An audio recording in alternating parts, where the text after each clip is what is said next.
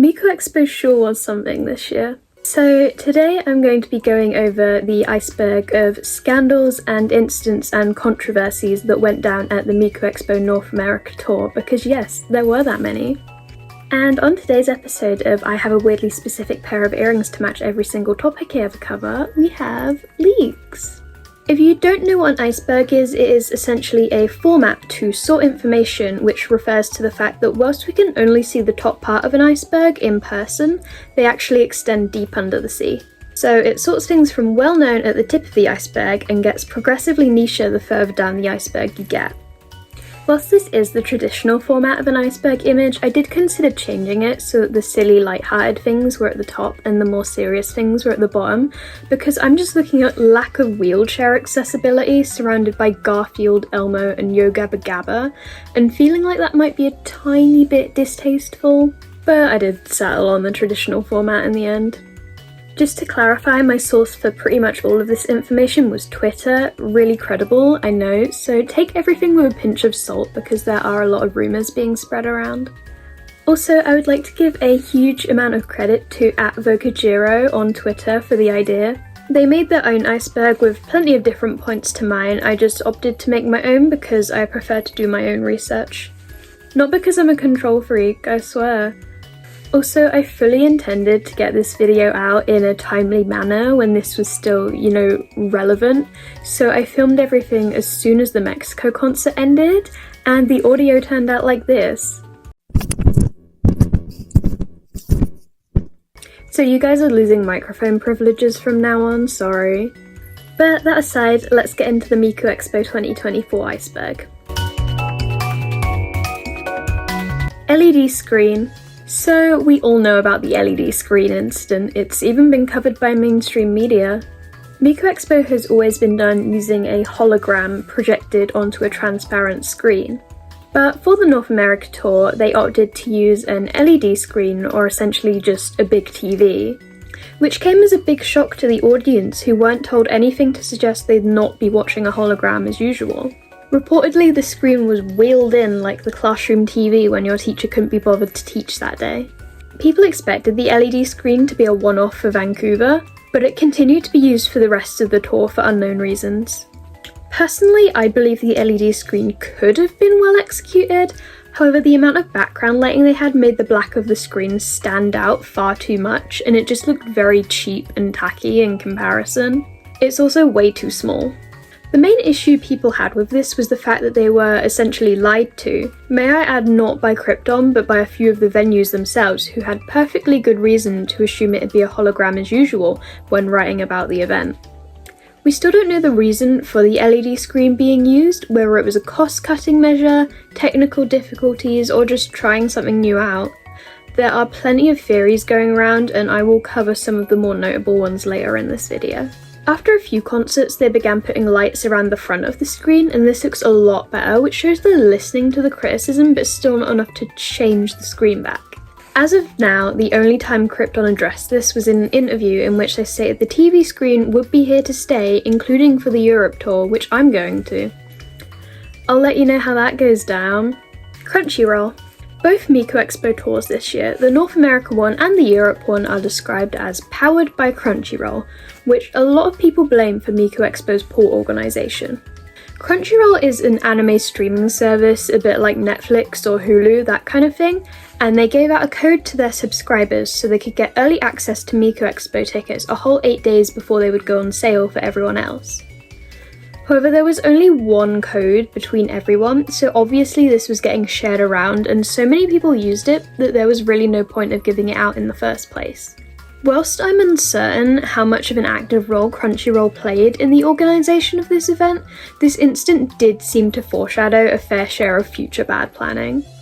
I feel like it's just common sense that if you sent each subscriber their own unique code, this prevents this issue that would obviously happen. And by the way, this top secret code was Miku X Crunchyroll.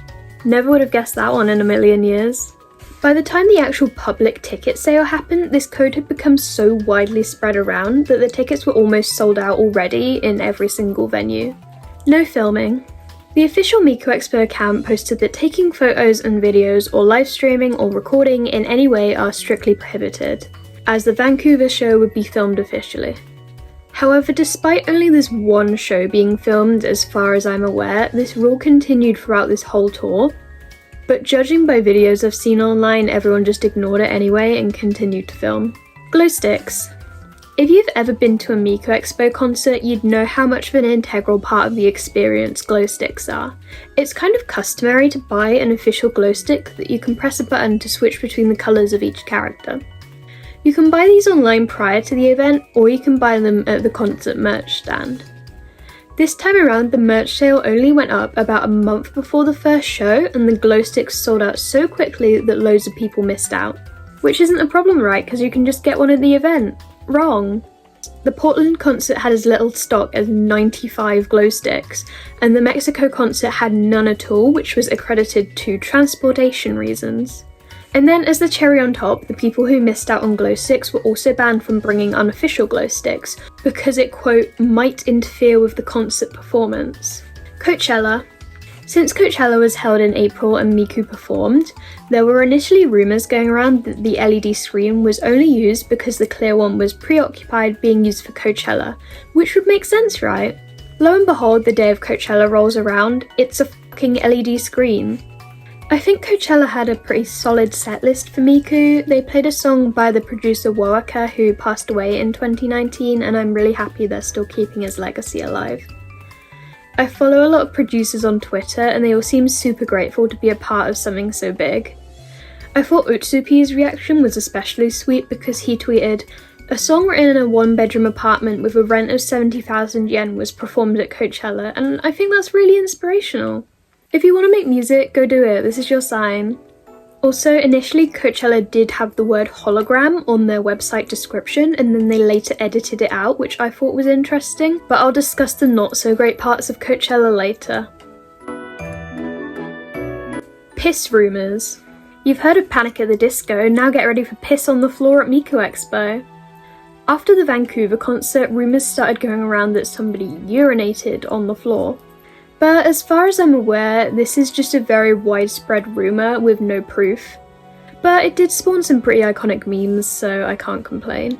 I've also heard of a suspicious puddle at the Phoenix venue, but like, someone probably just spilled some water, let's be honest. Go piss, girl.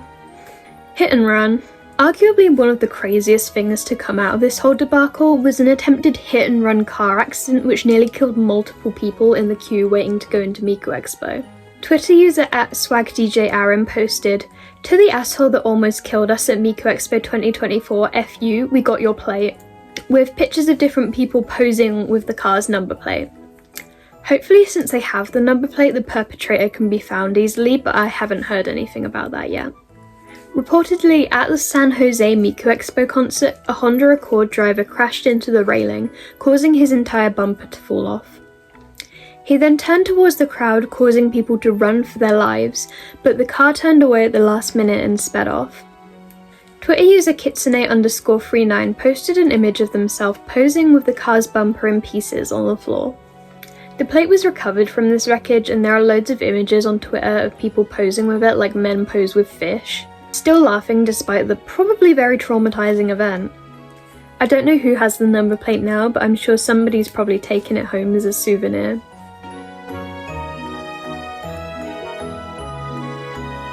Running out of VIP bags. A lot of Miku Expo concerts have the option for pricier VIP tickets, which include benefits such as better seating, early access, goodie bags, and sometimes even a slightly cursed Miku photo shoot. However, at multiple venues throughout the tour, they would run out of VIP bags to give out, and some people would end up going without. And like, it's really not that hard, just count the amount of VIP bags you sold, and bring that amount of VIP bags. We learnt this in preschool, babes. SFGate gate. You see what I did there? Because people add gate onto the end of controversies, and the company's called SFGate, so it's two gates. Haha, funny.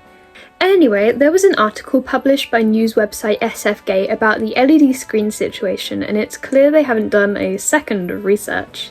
It refers to Miku as an AI-backed program, which is just not true. They got hit with a Twitter community note and later changed their article to be more accurate, but the damage was done. I think the thumbnail on Twitter was pretty funny as well, like, Coachella fans paid hundreds to watch a hologram. No, I'm pretty sure they paid hundreds to go to Coachella. And then I found something else out. On their website, SFGate have a statement on their use of AI, in which they say they're using generative AI to enhance their journalism. Which is a very lovely way of saying they're using AI to shit out articles at top speed to make as much money as possible with no regard for the misinformation they're spreading. I do genuinely think relying on AI for information is gonna kill someone one day, and I would know because a few months ago I was looking at getting a new printer, right? So I looked up what's the best printer to use on plastic and clicked on a Quora article. First of all, the ChatGPT response came before all the responses from real people, which is incredibly dystopian. But even worse, it told me to use a laser printer on plastic because the ink wouldn't bond with an inkjet one. So if I didn't know better, best case scenario I'd spend a load of money to have a broken printer full of melted plastic, and worst case scenario, my house burns down. So yeah, generative AI is not a reliable source of information. Please remember that. Dead pixels. At the Phoenix concert, there were a few moments where a rectangle on the left of the LED screen turned purple. They managed to fix it shortly after, but still. At this point, we still had over a month left of concerts and the screen was already giving up on life, but as far as I'm aware, this didn't happen again. Band in cage. One of the band members, Dylan Wood, posted a video of himself absolutely killing it on the drums, where you can see that the band is literally inside a cage with bars and everything. Canada Miku Guy. A Twitter user going by at PEK_YVR commissioned their favourite artist at 10:30 Aoi Yui to create a Canada-inspired Miku design. This fan went to many of the concerts and lovingly prepared a display of flowers and cardboard cutouts for the events. With Krypton's permission, might I add, and it was probably one of the nicest parts of the whole experience. Well, one of their cardboard cutouts got stolen. At this point, it wasn't widely known that this was organised by a fan, and perhaps it was stolen in some sort of protest against Krypton, but that still doesn't really excuse things. This fan was also kind enough to bring merch to hand out to people. However, when they went to fly to Portland for the next concert, their merch was confiscated as it was considered commercial and therefore not allowed to be brought into the US. Not only that, but they got put on the US Customs blacklist and will now have to be investigated every time they cross the border. And then, yes, there's more. In Portland, the venue staff called the police on this person, and they were made to put away their merch despite showing emails with proof of Krypton's consent. And yet, despite all of this, they still ended all of their tweets with, "We love you CFM and Miku Expo team," and made sure to tell everyone to still be nice to the thieves of the cutouts, and oh my god, I just would not have the kindness left in me to say those things after going through all of that. On top of that, their costs to organise this solely to make other people happy was about 1,500 Canadian dollars, which is about £866 or 1,101 US dollars. And this whole situation is just really upsetting because this person was just trying to spread joy and kindness and make Miku Expo a better experience for everyone, and they got so insanely screwed over in every way a person possibly could. But thankfully, it does get better. When they travelled back to the US for the Detroit concert, they made it through customs easily. Going forward, they have found a way to continue giving things out to people. Their final stop was Toronto, where yet again one of their cardboard cutouts was stolen, but they still seem really positive about the whole experience. We have Miku Expo at home. As a protest against the LED screens, people began making their own Miku Expos at home since it's pretty much the same thing if it's just a TV, you know? This user posted, "Hey guys, look, I experienced Miku Expo for free, and without piss." Skinny legend Miku. During Coachella, the cameraman was on a mission to make Miku look as bad as humanly possible. In the official Coachella recordings of Miku's set, a lot of it is taken from a side angle, which makes her look like a noodle. They also kept zooming in way too close, so you could just see like every pixel. Sir Roachington III. Twitter user at SuroRoach attended Miku Expo LA with their Roach plushie named Sir Roachington III dressed in a Miku cosplay. Isn't he just so stylish? Jaiden Animations. YouTubers Jaiden Animations and Alpharad, who I am both very big fans of, attended the Miku Expo in San Jose. Jaiden ended up having to wear a disguise because too many people were recognising her, and if you look online you can find so many people taking pictures with her. She must have been pretty overwhelmed, I feel bad. They're both known Miku fans who live in California though, so I feel like it's kind of a given that they'd be there. Intergalactic Bound lyric change. In the song Intergalactic Bound, which was performed at Miku Expo 2024, the official lyrics read "From New York to Japan," but at Miku Expo, New York was replaced with whatever location the concert was held at, which I think is really cute.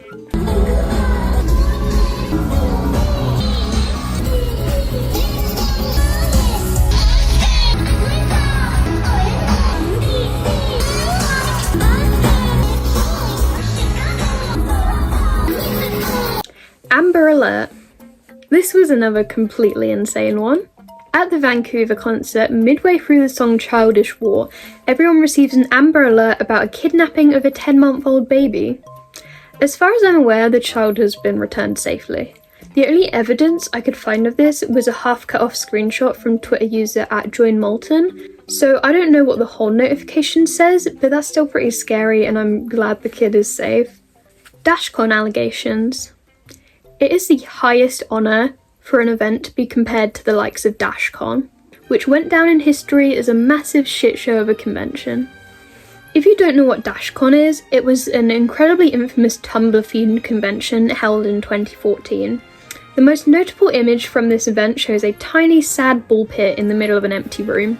Recently we had the Willie's Chocolate Experience incident, which was very Dashcon-esque in nature. But people are beginning to compare Miku Expo to Dashcon too.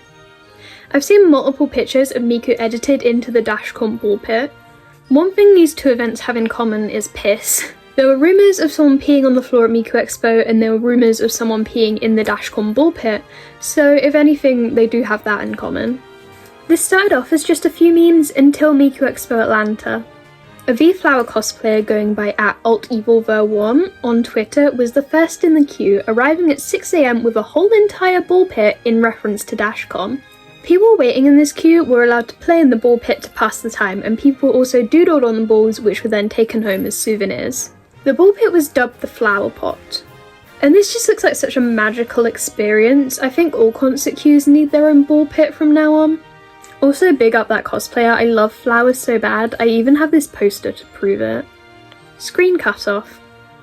In some choreographies you can see that Miku's hair slightly clips off the side of the screen, which is kind of cursed and really adds to the watching a TV when you are promised a hologram experience.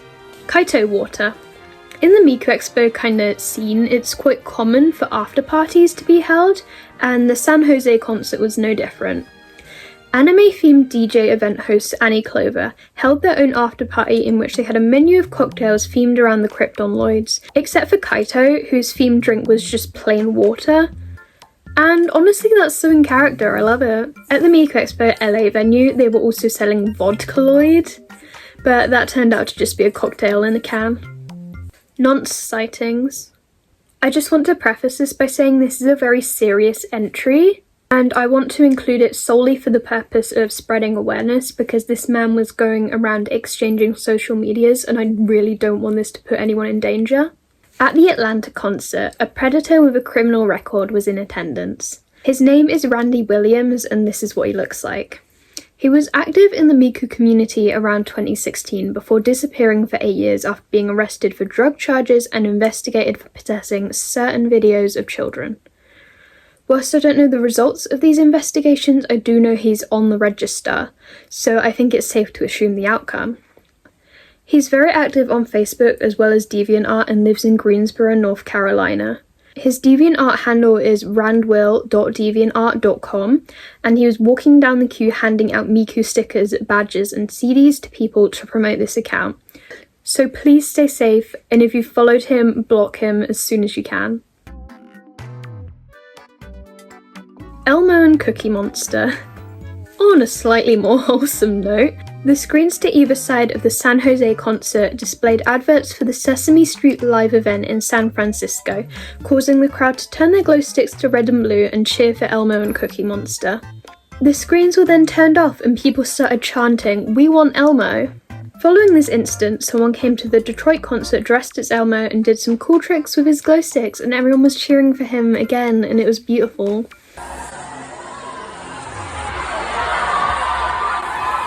Yo Gabba Gabba. During Coachella, the official Miku Expo account posted pictures of the Miku Expo mascot posing with the Yo Gabba Gabba cast and saying she'd met some new friends. And I think this is really funny because at this point they were under so much fire, getting literal lawsuit threats, and Miku's just chilling with the Yo Gabba Gabba cast with no cares at all. Miku. At the Orlando concert, there are reports that someone walked up and down the queue holding a life-size faded cardboard cutout of the YouTuber Jerma985 cosplaying Miku. I can't find any photo evidence of this, which is sad, but there were still plenty of other Jerma-related incidents during the tour. This Twitter user handed up Miku and Jerma photo cards and also trans T-posing Jerma pins. I also found this picture of a person wearing a shirt that says "Happy Miku Expo Miku from me, Jeremy," with a picture of Miku and Jerma together. Someone also held up a picture of Jerma during Unknown Mother Goose at Miku Expo DC. Such a heartfelt tribute to Woaka, you know? I've also seen plenty of other pieces of Jerma merch being made to hand out, and I really like this kind of new culture of handing out gifts because nobody really ever did that at either of the London events. Or maybe they did and just no one approached me because I look like this. Whilst I'm aware Jerma's a big Miku fan, I don't really know their lore together or why everyone thinks they're best friends, but I'm here for it. Garfield. Similar to the Elmo incident, somebody held up an image of Garfield on their phone, to which the crowd turned their glow sticks orange and cheered for our King Garfield. There are also similar instances of this happening with Bald Miku and Peter Griffin. There were people holding their phones up whilst they matched on Tinder, and people watching Subway Surfers gameplay and Family Guy clips.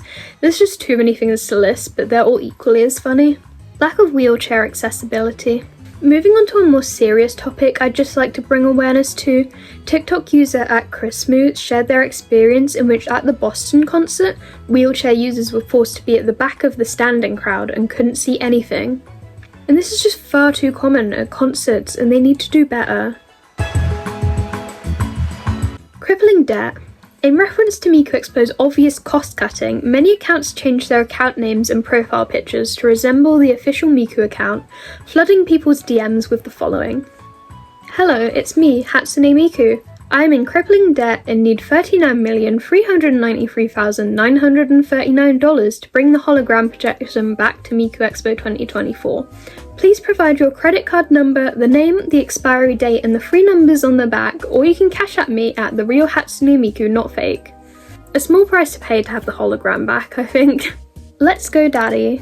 There were multiple reports that at the Portland concert someone screamed "Let's go daddy" after Kaito's set, but I couldn't find any recordings of this. Banana lens. At the Newark concert, 2 Len cosplayers attended armed with bags of real bananas to hand out. Miku's trailer. At Coachella, Miku had her very own trailer with her name on it. Explain this, Hatsune Miku deniers. Miku wig in the bin. This one's self-explanatory, there was a Miku wig in the bin. Grow sticks. In a tweet by the official Miku Expo account, they misspelled glow sticks as grow sticks. Miku balaclava gang. 3 individuals wearing Miku-themed balaclavas were photographed sitting together at the San Jose concert. Not much is known about them, but someone theorized that they were calling off work to go to the concert and needed to hide their identities. And this is a pretty smart way to do it, honestly. I did find the balaclavas available on Temu if you want one. So that was my iceberg of the shit show that was the Miku Expo North America 2024 tour. Let's hope the Europe tour goes a bit better. I'm sure I've missed many things, but you know, what happens at Miku Expo stays at Miku Expo. And despite all of the controversies and poor organisation, I feel like we need to remember that the community is what makes these events. Do it for Elmo, do it for Jerma985. And I will leave you with some valuable wisdom today. Take the batteries out of your glow stick after the concert because they will melt and smell like piss. From experience. If you'd like to support the channel, the link to my Patreon is in the description if you'd like to see what I'm working on ahead of time and get exclusive pictures of my cats. And that is all from me. Thank you so much for watching. 1 like equals 1 drop of piss in the Miku Expo ball pit. And I hope you have a lovely rest of your day. Bye bye!